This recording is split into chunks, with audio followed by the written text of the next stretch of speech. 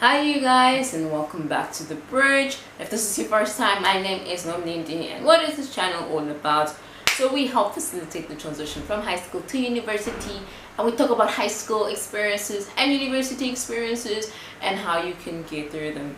So today I'm going to be speaking about something very interesting, how to properly manage your time in university, right? Now, I've got a list right here, so if you see me looking at my phone, it's because I, wrote all the things that helped me.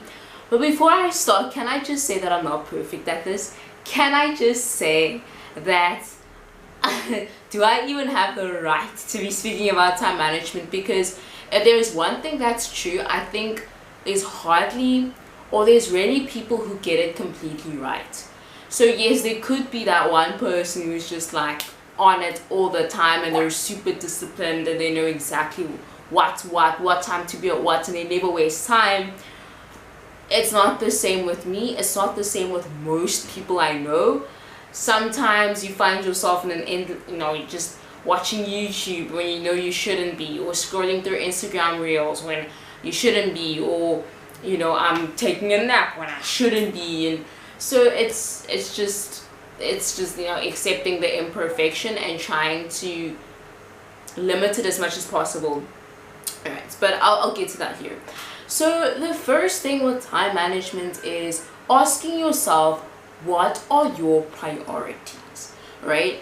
And whatever your priority is what you will most probably spend most of your time on, right? So whatever you value most is where you spend most of your time. So this could be just with your life, is figure out, okay, where do I want to spend most of my time? Is it academics? I assume that's where most of my time will be, so that's the most important to me, maybe. And then it's family, and then it's friends, and then it's hobbies, and then it's anything else. So write it in order, and then just prioritize that, right? So how this helps me is that if I'm ever in a situation where I have to choose between two, so for example 2 weeks ago I couldn't upload a YouTube video, and I had to shift it onwards because I was looking at my things and look, this is a greater priority to me right now, and this is not as much of a priority. And in most situations academics will top. There are those exceptions, but in most situations academics will come first. For me, spirituality is at the very top, and then my academics, right? And family and friends should come around there. And okay, second question to ask yourself is, what is your sleeping time? How much time do you need to sleep? And be brutally honest with yourself, right? If you say, look dude, I'm one of those people who need 8 to 9 hours of sleep, I can't, I'm grumpy, or I'm absent-minded if I don't have that 8 hours of sleep, then say, okay, I need to be sleeping by 10 and I wake up by 6, right? Or I need to be sleeping by 8 if I want to be up by 4. And if you're ever in a situation where you sleep later than you should, be prepared to acknowledge and accept that, look, if I sleep, especially with me, because I know I need 8 to 9 hours of sleep, if I sleep at 12 and I set an alarm for 6, I'm just being really hopeful. But I know that, look, if you end up waking at 7 or 10 past 7, try not to be upset with yourself, which is usually what happens with me a lot. I wake up, the night before, I'll set up and I'll be like, look dude, in order to get the most amounts of work done, just try to be up by 4 or 5. I wake up at 7, and then I already start the day upset with myself. I'm like, really dude, are you even serious about this thing, which is not the best thing. It doesn't help with anything, talking to yourself like that, talking to myself like that early in the morning, any time actually. But just be realistic with yourself and what your body needs. So if you need 6 hours of sleep and you end up sleeping at 1, be like, you're probably gonna wake up at 7. Yes, you hope to wake up at 4, but it's probably not gonna happen, right? So set your sleeping time and then work around that, right? Work around that. don't set an unrealistic schedule where in your schedule you only get 4 hours of sleep, because you know that that's not gonna happen. All right. So the third question then to ask yourself and be really honest is, what are your distractions? Like what wastes your time? Okay, so if I were to answer this question last year, it would have been YouTube. I'm on YouTube. If I go on YouTube, I can be on YouTube for 3 hours, right? At some stage it was Instagram Reels, because those things are entertaining, those things are funny. And when I'm procrastinating or I'm really stressed or there's an exam coming up, I know that I use that to just calm down or to really to distract myself, man. But yeah, so be honest with yourself. Be like, look dude, that Instagram or that TikTok or that whatever it is, and then try to put boundaries or mechanisms in place that will limit you going there. For example, I know there's certain apps that limit your screen time, or if you try to go onto that app, it automatically takes you out. And some of them are free. The ones that I've used are free.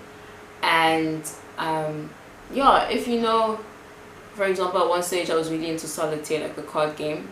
I still have it now. No, I have another card game, but you know, I was like spending quite a bit of time playing cards.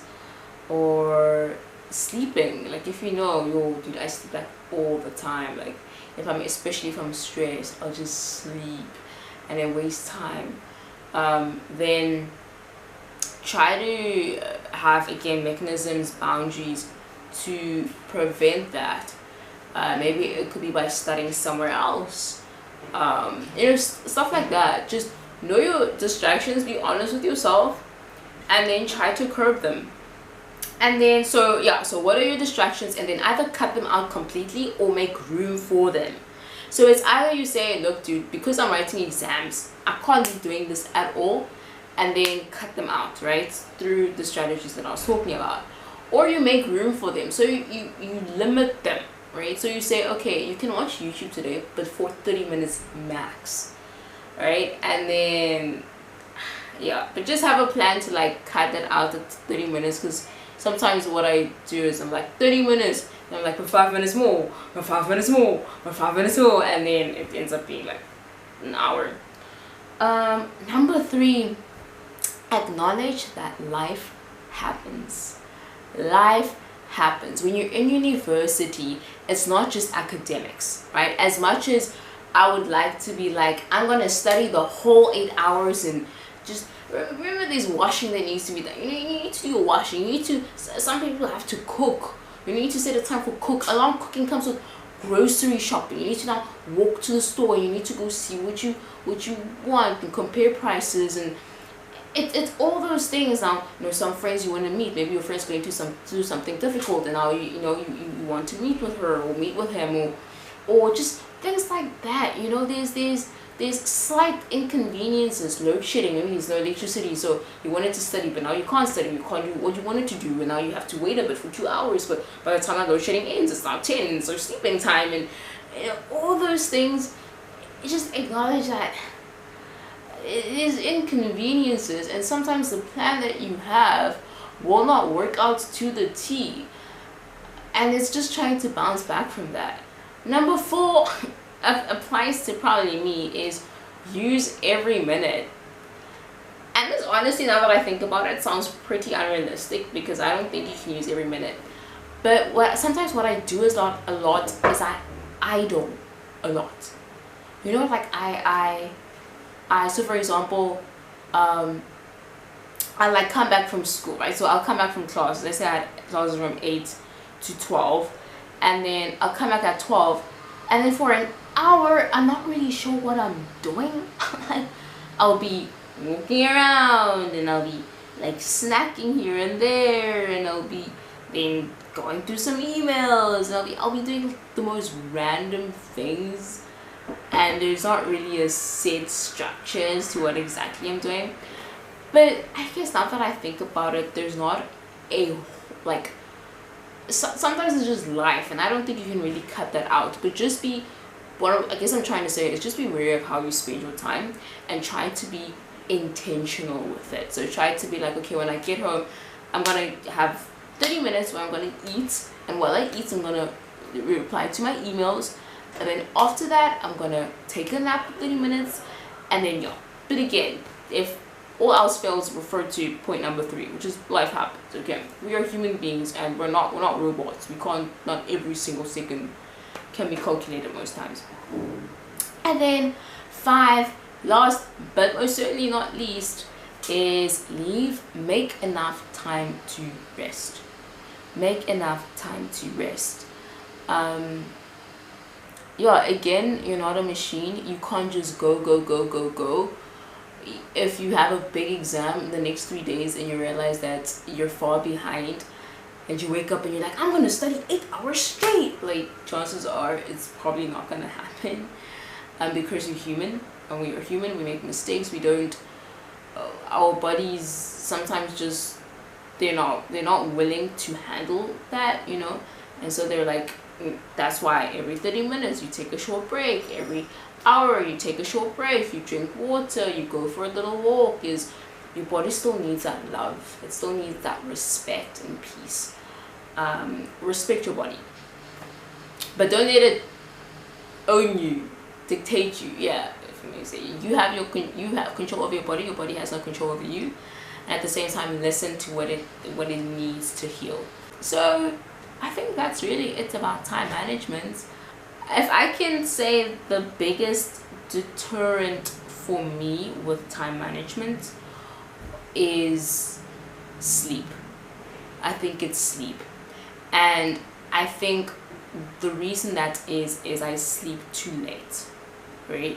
So when I sleep too late, let's say I sleep at 11 and I need 8 or 9 hours of sleep, then I'm waking up at like 8 or 9, no, not 7. No, I usually wake up at 7. And by 7, I'm waking up, I'm going to classes, all that. And by the time I come back, I'm tired, you know. But my ideal strategy would be to sleep early, 8 or 9 or 10, 8, 9, right? 8, 9, 10, wake up early in the morning, do a bit of studying, and then go to classes.